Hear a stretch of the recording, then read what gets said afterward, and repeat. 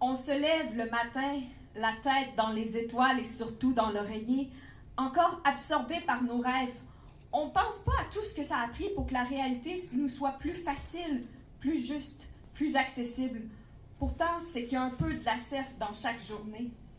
Des petits détails aux grosses angoisses, le travail de la CEF se manifeste là où on ne regarde pas vraiment. Dans la résistance, toujours dans la marge, à rassembler les forces pour remettre droit ce qui va croche, car il y a toute une communauté qui croit en son mandat.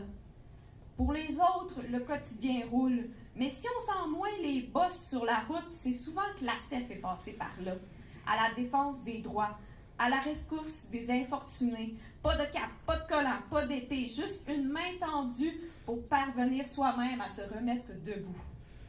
Chaque jour, on baigne dans la consommation, entouré de contrats, de garanties, de baragouinage légal qui nous entourloupent en un rien de temps. C'est qu'on prend tellement pour acquis de pouvoir dormir sur nos deux oreilles, de se réveiller bien au chaud avec le chauffage qui fonctionne. Pourtant, ça n'a pas toujours été gagné. Qu'Hydro-Québec, qu'Hydro-Sherbrooke coule plus le courant quand il fait dehors moins 30. Ça n'a pas toujours été gagné de pouvoir contester l'achat sous pression d'une thermopompe dont on ne voulait rien savoir, d'une balayeuse au train d'enfer.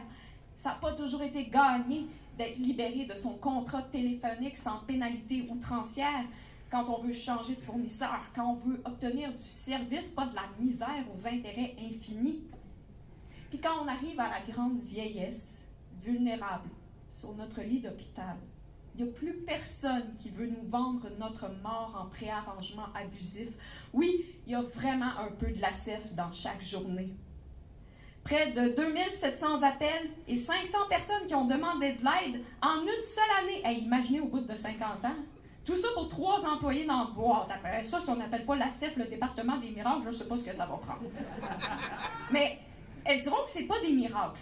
C'est de la patience, de la volonté en béton, des connaissances mises à profit tellement que leurs accomplissements nous dépassent. Agir pour les personnes à faible revenu, donner du soutien concret, aller chercher des gains pour tout le monde, ça attire rarement la lumière.